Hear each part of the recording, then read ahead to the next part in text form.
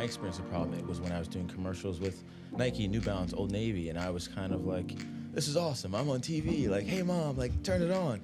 But then it's like, okay, 2 months went by and like, oh yeah, I still haven't been paid yet. And so we knew the modeling space a lot the most, as well as like we had those natural connections.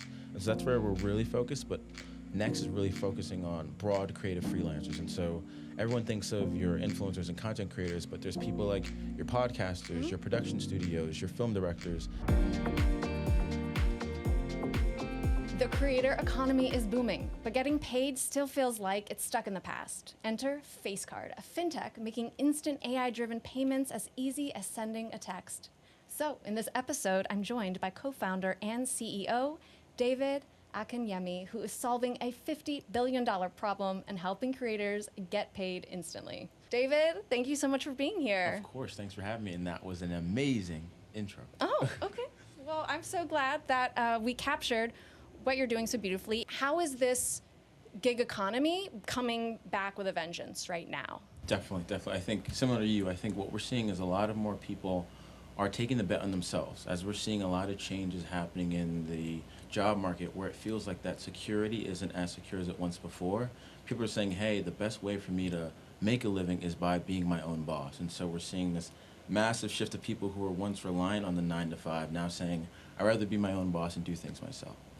David, you said that you were literally 5 minutes before an expensive date and your payment was pending. What did that feel like, and how did that inspire you? Yeah, and so that actually was an experience I had that described our most recent skit that we put out to our community, which is something I feel like everyone's who's been working as a freelancer has dealt with before, where they've been at a date or a birthday with a friend, or even just like being able to go out and meet people, but are waiting on their payments. And so that's something that I feel like a lot of people resonate with, and we try to use these mnemonics, these skits that we've all been through to show people that, hey, we're trying to solve a problem that is human, not necessarily one that feels confusing or unfamiliar, if that makes sense. Yeah.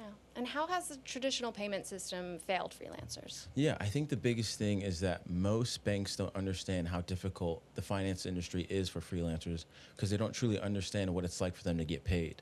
They're not only dealing with the issues of trying to find work, like that's a job on its own, but now I've gotten the job, now I've seen my New Balance commercial on TV, but oh wait, now I have to wait 3 months to get paid. But my landlord does not care that it takes me 3 months to get paid. And so these are these issues that are unique to not only just the creative industry, but freelancing at large. And a lot of people are going to see them more and more become more prevalent because of that shift we're seeing in the work industry. Do you have a ridiculous payment story that you've heard or that you've experienced yourself? Yeah, ridiculous, honestly, but more heartfelt. And so when we first started FaceCard, a lot of what we did to kind of like get our initial community was just by using Instagram. And I remember there was a user that still sticks with me today who was, she was a stylist, hair and makeup as well as stylist. And she was 3 months behind on rent because of these net 90 payment terms. And I remember her words exactly was that it's exhausting and kind of embarrassing to always tell people that, oh, I have the money and it's coming, it's just not here yet. And it was something that really stuck with me because that's what we're trying to stop and kind of solve is those pain points that really aren't that person's fault, but more of a systemic issue. Yeah. And that reminds me of something you've said, that pending invoices shouldn't mean a paused life. Yeah, a little corny, I know. No, it's good.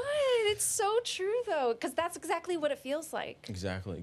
And I think it's something that a lot of people can resonate with, where my circumstances shouldn't be dictating the way I live my life, especially when I've done all the right things. You know what I mean? I got the job, I've done the paperwork, and now it's this kind of like weight that seems like it's out of my control, and that's why we're building FaceCard to change that. So, the AI invoicing piece, why a text message rather than an app? Yeah, I think the biggest thing was really just like understanding what the customers were doing. And so we looked at our community of models, actors, photographers, producers, filmmakers, and saw how a lot of the work they were doing was being talked about through text message. And it felt like it always started there. It's always what felt the most natural. And it seemed like, hey, if we want to meet people where they are, text message is where we should be bringing things. And so it was kind of crazy, kind of out of the box. But in terms of the advancements in technology, it seems like the perfect time to move all these business tools in a place where they want it, which was text messages. Yeah. When we're looking at digital, we're looking at AI, we're always looking to innovate and taking away friction, right?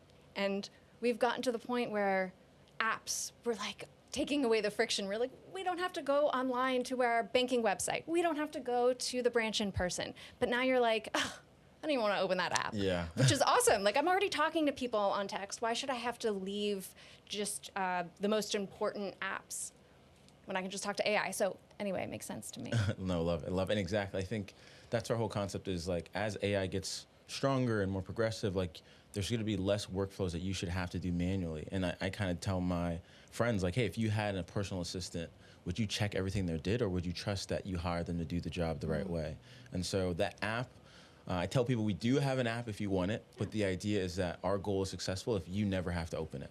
And so that's the whole idea behind text messages. Yeah. So what could happen in this text chain with your AI agent? And by the way, this is the most exciting thing that I've heard for 2026 is how to integrate agents into your life in such a way where you're not just like, I'm going on ChatGPT, but it's like, oh, I'm talking to Henry. Like, you've named your like AI dude that helps you get paid. Yeah. And so right now with our text message assistant, you're able to generate invoices, have those sent to your client on your behalf. It automates all the reminders since you don't have to keep track of all those things, as well as it's able to email on your behalf as well. And so the one thing we always tell people is there's always a human in the loop. And so the assistant isn't doing anything without your consent and approval, but the idea is that you have someone there to do all the boring work you don't want to, as well as reminding you when, hey, it looks like you should have done this thing. Do you want me to take care of it, kind of thing? Oh my gosh, that sounds amazing. Who are you targeting first as your customers, and why? Definitely. And so right now, we really started very niche down into the modeling industry. And this is because when I experienced the problem, it was when I was doing commercials with Nike, New Balance, Old Navy, and I was kind of like, this is awesome. I'm on TV. Like, hey, mom, like, turn it on. But then it's like, okay, 2 months went by, and like, oh, yeah, I still haven't been paid yet. And so we knew the modeling space the most, as well as like we had those natural connections. And so that's where we're really focused. But next is really focusing on broad creative freelancers. And so everyone thinks of your influencers and content creators, but there's people like your podcasters, your production studios, your film directors, photographers. And so making sure we're really kind of broadening things out to creative freelancers as a whole. But first, we got to make sure we do it right for the models.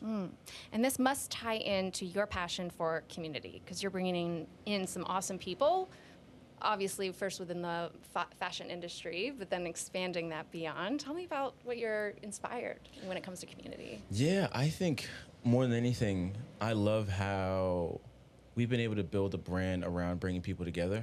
And I think it resonates with them because they feel the problem we're trying to solve as being one of them, as opposed to being some high in the sky tech company or financial organization. It's like, hey, this is David trying to help his friends. And hopefully I'm able to help as many friends as possible, kind of thing. And so we've built community through social media, a lot with our in-person events, but a lot of it is about making sure people know that we're here to serve, not here to tell them what to do. And I think the beautiful thing about the community we've built is like, these are the coolest, most loving, most intentional, like impactful people that I feel like I've met. And I think it really shows when they come to the events where they give us feedback on the product, give us feedback on the events, and then people are even coming and like meeting their next opportunity. I remember we had a photographer one time who came and was like, hey, like, this has been amazing. When I came to your event, I was looking for an assistant. I found one here, and now we're working together every single day. And so I think that's the impact the community and in-person is doing for us. Oh, amazing. I'd love to hear a little bit about what you're thinking in terms of the future. Really, when I think about the future, not just like community and networking, but broadly like freelancing, what the future of work looks like, I think we're going to see everyone's going to become a freelancer. I think the stat is by 2027, half the U.S. is on track to be freelancing. And more people are going to become their own boss. And these rooms that allow people to find their next opportunity, as well as the tools that feel like I'm able to excel in the things that I can do and then use something like FaceCard to help me on the things that I don't know how to. We're going to see more and more of these things coming out. And whoever's going to be able to, I believe, win this space are the people who are able to combine those two, in the sense we build the spaces where you can find those opportunities, as well as build the room, the tools that help you kind of excel in what you need to do. You and your co-founder and the people who are solving these type of problems, why do you think you're the right people? Definitely. I think for us, I think it comes with, one, our unique backgrounds, as well as our care and compassion for the industry, as well as lastly, our understanding of the industry. And so I was a product manager at Atlassian, so doing a lot of enterprise software product work. And then on the side, I was doing a lot of modeling work. And so I was able to see not only how the advancements in AI can help automate a lot of workflows, but I was able to see how the creative community I was a part of was lacking a lot of these tools. And it was putting them into credit card debt or these payday loans that are so predatory. And it was like, hey, like, I need to step up and be the change I seek if I really want to be part of this community. Same with my co-founder, software engineer at Capital One. And so when you think about the complexities of fintech, he has this really in-depth background that helps us kind of create this perfect solution. And then kind of thinking about just the care of the community. Like, I think the creatives are the coolest people on the planet. Like, what's life without art is how I view things. And so being able to like resonate with the struggles that they've been through, as well as being able to truly listen about the stories and what the struggles are dealing with. Like I told you about the woman who was 3 months late on her rent. Like those are things you don't get and can't get access to if you're not really tuned into the people. And then lastly, just like our understanding of the payment structures and how the actual behind the scenes work. Like I know you mentioned you've been a talent as well as the agency perspective. And so you've seen both sides of the funnel kind of thing. And so our deep understanding there allows us to show traditional fintechs and bigger banks that who have may have overlooked this space that, hey, there's a massive opportunity here and a lot of outdated processes that we know we can make impact on. Yeah. And with that, so we talked about how freelancers are users, but you're also targeting agencies. Tell us why. Yeah, I think the biggest thing with agencies is we know that this, from an impact standpoint, are people who also have dealt with the same problems that these freelancers have. And a lot of the times we've even spoken to agencies who've been like, hey, I've done my best to try to like mitigate this problem.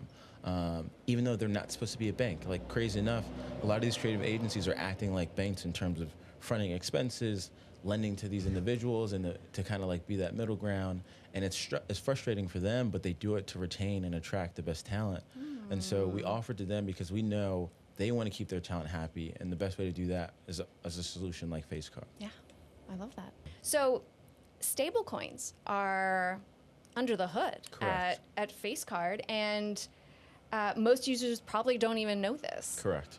Why is that the right approach? The reason we decided to build on stablecoin is that we believe there's a lot of advancements to building on stablecoin that you don't get with traditional fiat in terms of speed, in terms of cost, in terms of what you're able to do long term. I don't think we're at the moment where Nike's gonna be paying people with crypto yet, but if that world does arise, we want to be able to offer those types of situations. And the reason we put it under the hood is because we truly want people to experience the benefits of it, not necessarily the complexity and misunderstanding of it. And so it's kind of finding that balance between, hey, you have the advantages of like cheap global payments, quicker speed when it comes to transferring money, but you don't have the complexity of, and I think another big part of it is making sure we're still being transparent with users. And so we make sure we're upfront, we make sure they're aware of these things. That is for our users because we want to serve them the best. Yeah, I love that. So how did your modeling career prepare you for entrepreneurship? What did it offer you there? You get to work and meet with the coolest people. You get to travel a lot, so traveling a lot, I think, more than anything, I think it's the connections you get out of it. I think the creative or entertainment industry can be scary, sometimes can be cold-blooded, but I think if you come into it with authenticity and really truly like confidence in who you are, you can make some of the best connections.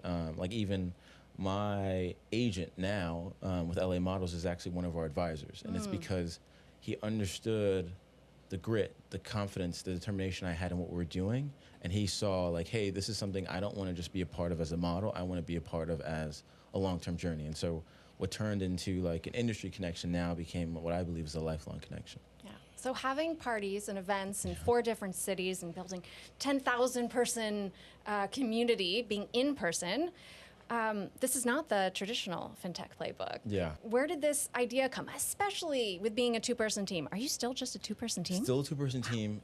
We'll still outsource. We always like try to find contractors here and there because we want to help the freelance community as well. But no, definitely not traditional fintech playbook. And I think where it came from, so my background initially also when I was a PM at Atlassian was in modeling, but also I used to just throw parties. And so I've hosted events with like Trey Songz, Ray J, like Offset, a lot of these like famous hip hop artists. And I saw that really what it took to build a really unique experience for people. And so translated that kind of background into our company and used it again to kind of like as this unique go-to-market strategy.